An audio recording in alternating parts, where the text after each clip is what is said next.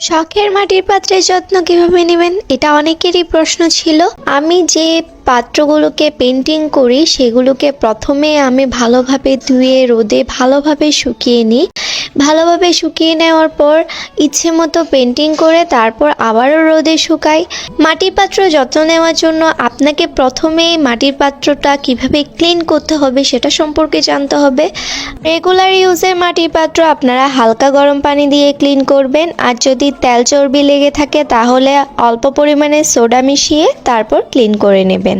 আর আপনারা যারা মাটির জগ অথবা মাটির কলসি ইউজ করেন, আপনারা খেয়াল করে দেখবেন একটা স্মেল থাকে, মাটির জগ বা মাটির কলসিতে একটা ভেজা স্মেল থাকে।